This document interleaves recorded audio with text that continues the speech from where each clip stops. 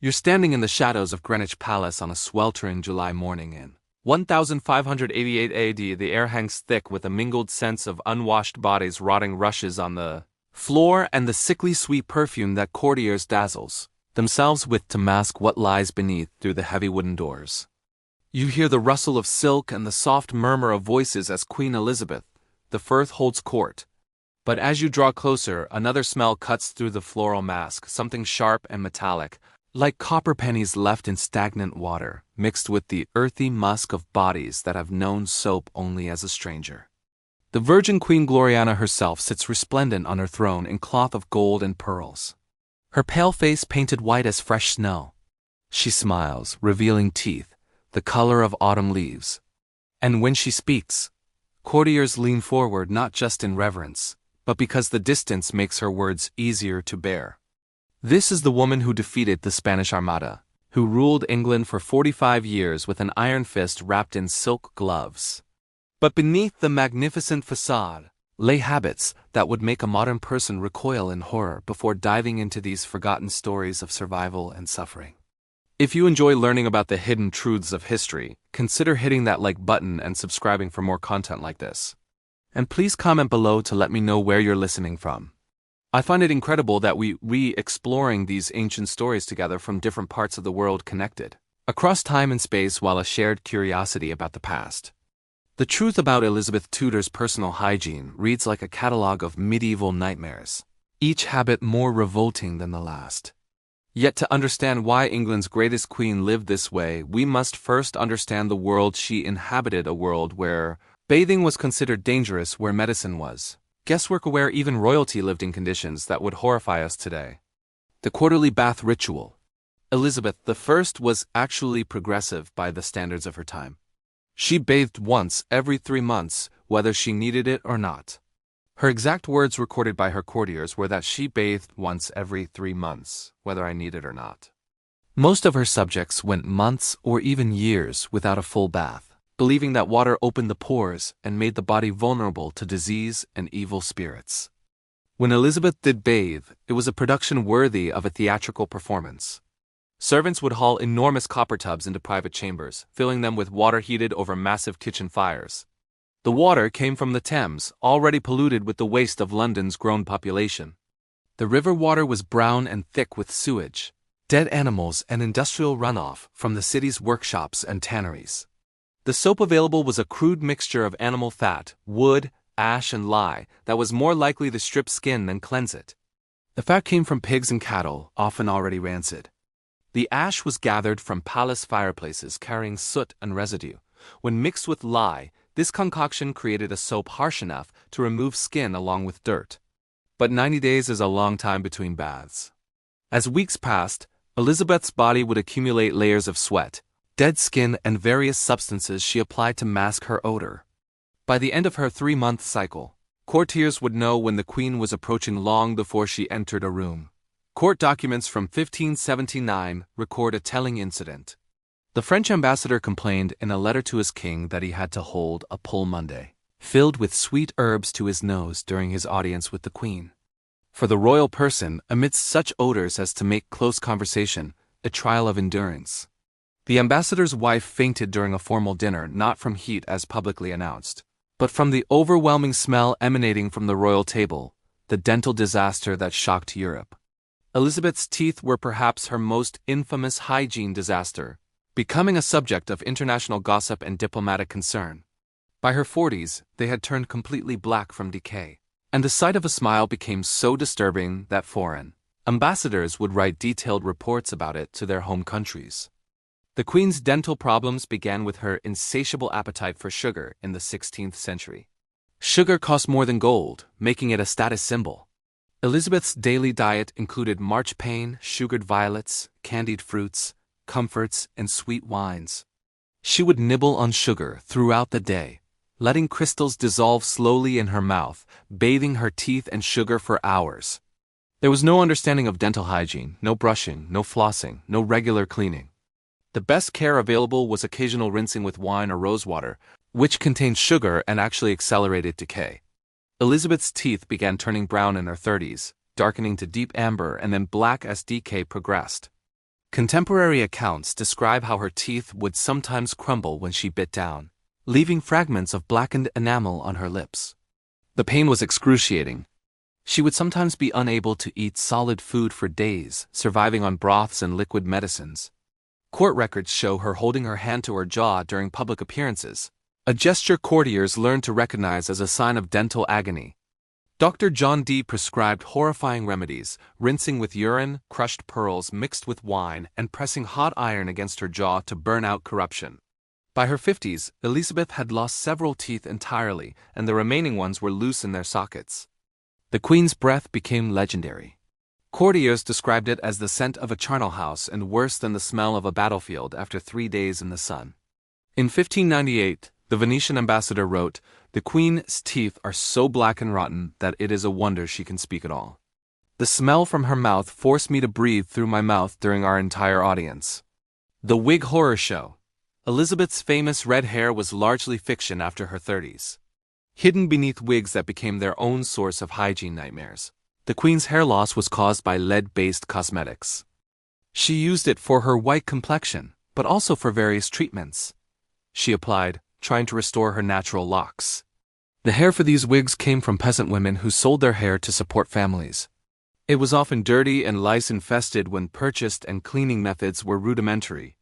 The wigs were sewn onto silk or linen bases using animal sinew threads fitted with metal pins and combs that would rust from sweat exposure.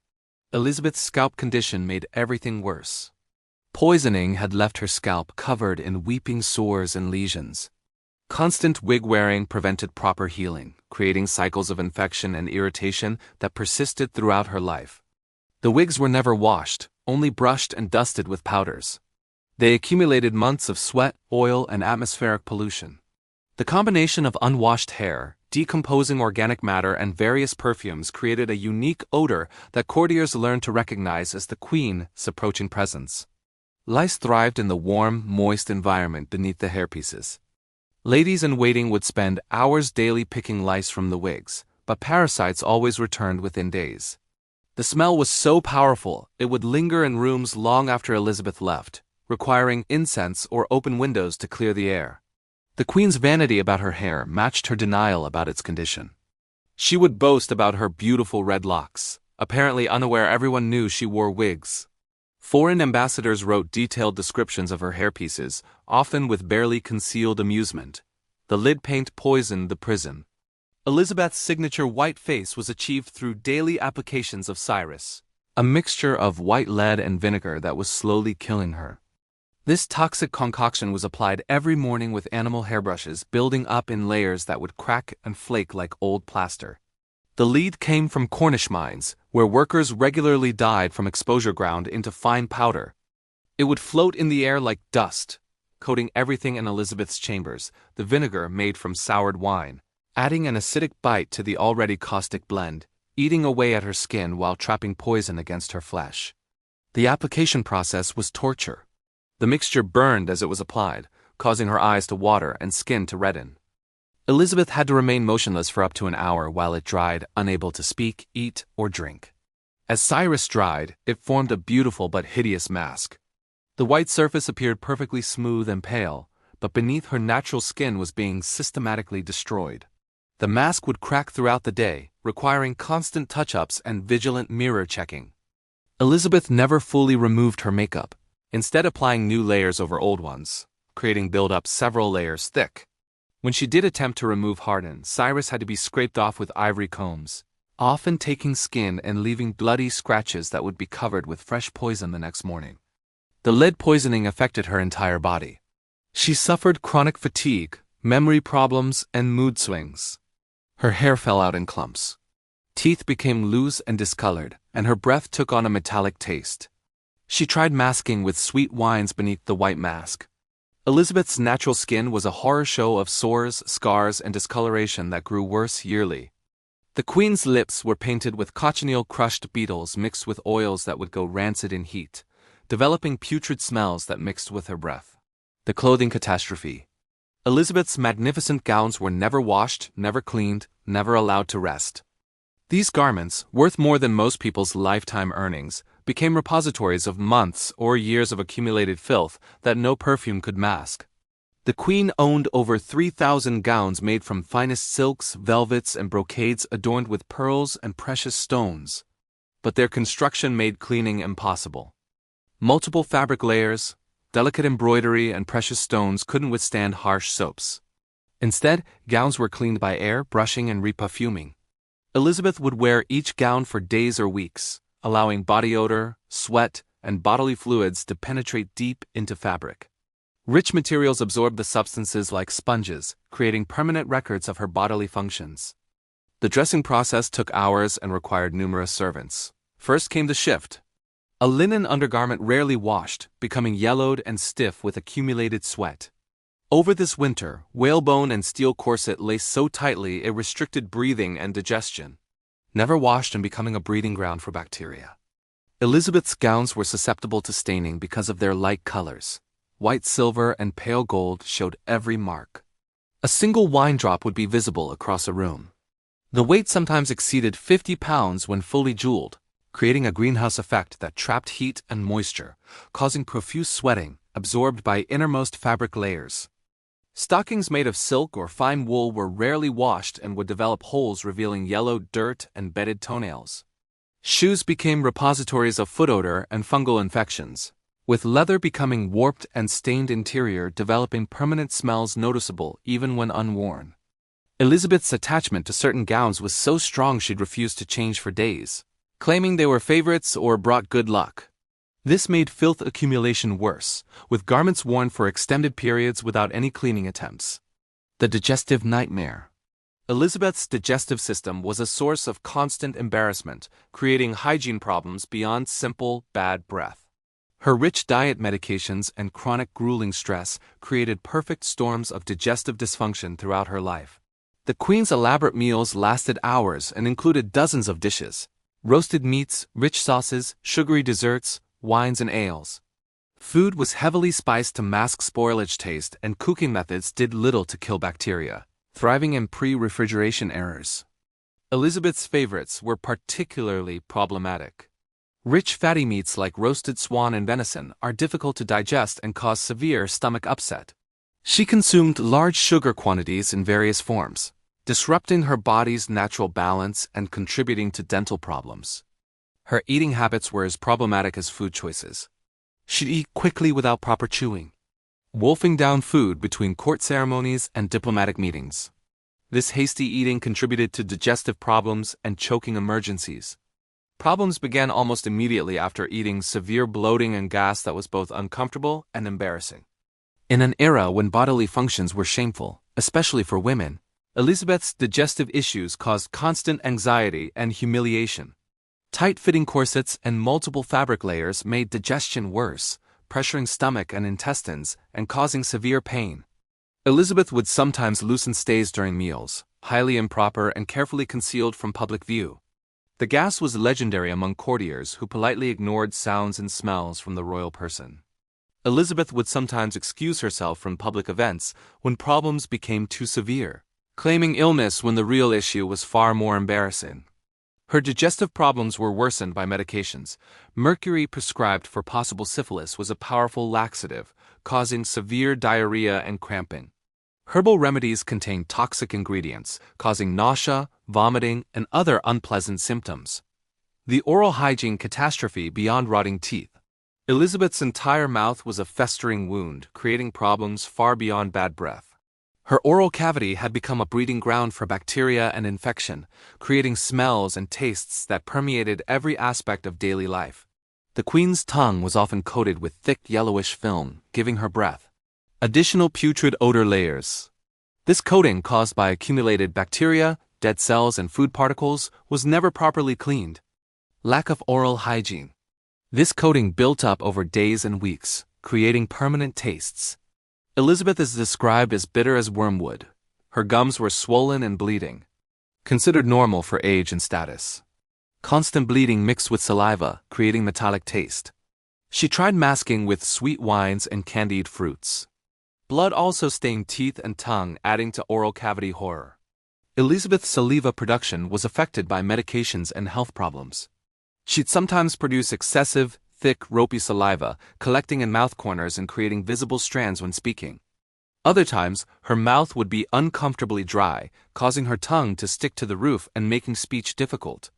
Sugar consumption has created ideal bacterial growth environments. Sugar-fed bacteria living on teeth and gums, causing multiplication and acid production that further damaged oral tissues. The cycle was self-perpetuating. More sugar consumed to mask decay. Taste made oral health worse. Elizabeth's throat was chronically inflamed from constant mouth infection. She'd complain of sore throat and swallowing difficulty. Symptoms attributed to various illnesses, but likely caused by bacteria streaming down from her rotting mouth. Her attempts to mask oral problems were desperate, chewing herbs like mint and rosemary. But these were quickly overwhelmed by underlying rot. She experimented with mouth rinses made from wine, vinegar, and honey. But sugary solutions fed bacteria and worsened problems. The perfume paradox. Elizabeth's answer to overwhelming hygiene problems was dousing herself in increasingly heavy perfumes and scented oils. But this created worse problems. Perfumes designed to mask natural odors instead, combined with them, creating unique and overwhelming stench as somehow worse than original smells. Her favorite perfume was civet musk extracted from African-specific cat anal glands. This musky animal scent was luxury's height, but when combined with months of accumulated body odor created smells. Courtiers described it as like a rose garden built over a cesspit. Daily perfume application took almost as long as makeup application. Servants dabbed various scents onto pulse points using soft brushes or fingers, sprinkling perfume powders into clothing and hair, creating scented dust clouds settling on everything. But 16th century perfumes were crudely made from animal products and plant extracts that went rancid in heat. Oils would turn sour, developing putrid smells, mixing with Elizabeth's body odor to create something truly nauseating. Fresh and rancid perfume combinations created scents both sweet and revolting, like flowers rotting in stagnant water. Elizabeth's clothing became saturated with competing perfumes, creating portable scent clouds following her everywhere. Different fragrances reacted with each other and her body chemistry, creating new, often unpleasant odors bearing no resemblance to original components. Body heat causes perfumes to intensify and change throughout days. Pleasant morning scents became cloying and overwhelming by midday. Positively nauseating by evening, Elizabeth seemed unaware of this transformation, continuing fresh perfume applications throughout days without realizing she was worsening problems. The Queen's perfume collection was vast and expensive, imported from across Europe and the Middle East. She owned fragrances from rare flowers, exotic spices, and precious resins, each costing more than most annual earnings. But no money could buy perfumes successfully masking months of uncleaned body smells, the foot horror show. Elizabeth's feet were perhaps the most neglected part of her body. Hidden away in silk stockings and elaborate shoes, the suffering from conditions that would have shocked even the most hardened physician. The Queen's feet had become a source of constant pain and embarrassment affected by fungal infections, ingrown toenails, and various ailments made worse by her poor hygiene habits. The process of caring for Elizabeth's feet was a daily ordeal. None of her servants welcomed. Her stockings made from finest silk and wool would be peeled away to reveal feet, bearing little resemblance to delicate appendages described in courtly poetry. The skin was often white and waterlogged from constant moisture, with fungal infection patches creating cheesy, rancid odors. Elizabeth's toenails had grown long and thick, becoming yellowed and brittle from constant moisture and lack of proper care. The nails would often curl under, creating painful pressure against toes and sometimes growing in the skin. The Queen's attempts to trim her toenails were crude and often resulted in cuts and infections taking weeks to heal. The spaces between Elizabeth's toes were breeding grounds for fungal infections thriving in warm, moist shoe environments. Skin would become white and peeling infections, spreading to toenails, causing them to become thick and discolored. The smell emanating from these infections was distinctive and overwhelming, described by ladies-in-waiting as like rotting cheese mixed with vinegar. The Queen's shoes were works of art that had become repositories of foot odor and bacterial growth, made from finest leather and decorated with jewels and embroidery. These shoes were never cleaned or aired out, instead accumulating months of sweat, dead skin, and various fluids seeping from Elizabeth's infected feet. Leather would become stained and warped. Interiors developing permanent smells noticeable even when shoes weren't being worn. Elizabeth's habit of wearing the same shoes for days or weeks made foot problems worse. Constant moisture from sweat and lack of air circulation created ideal conditions for bacterial and fungal growth. The Queen would sometimes complain of burning and itching sensations in her feet. Symptoms she attributed to various causes but were likely related to infections plaguing her lower extremities. The Queen's foot odor was so distinctive that servants could sometimes tell when she was approaching by smell alone. The odor would linger in rooms long after she'd left, requiring open windows and burning incense to clear air.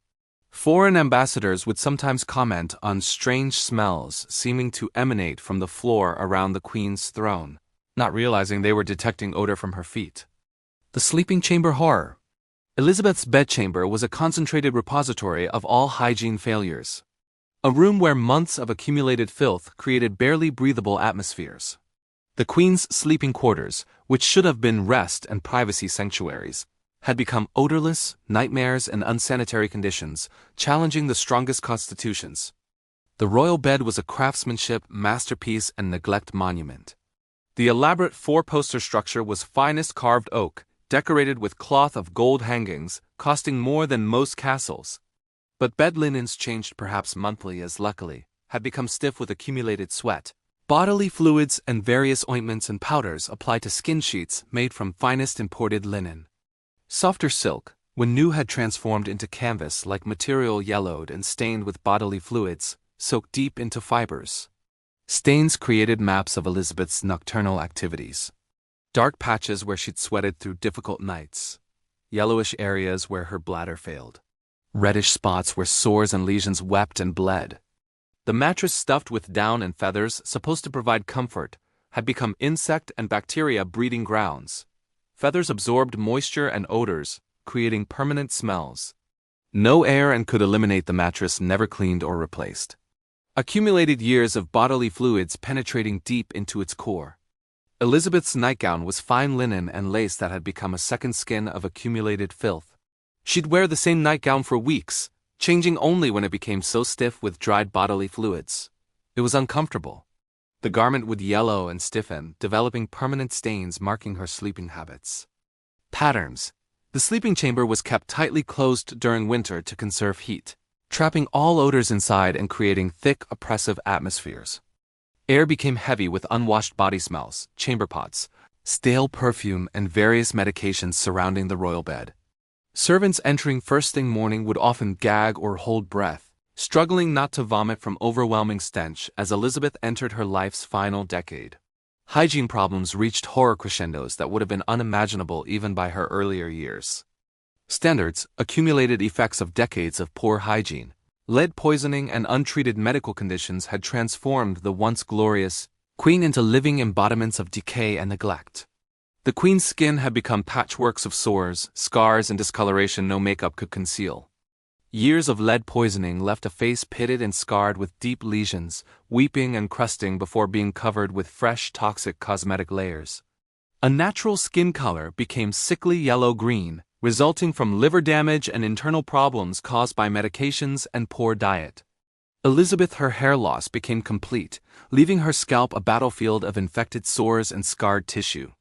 Wigs became heavier and more elaborate as she tried compensating for baldness.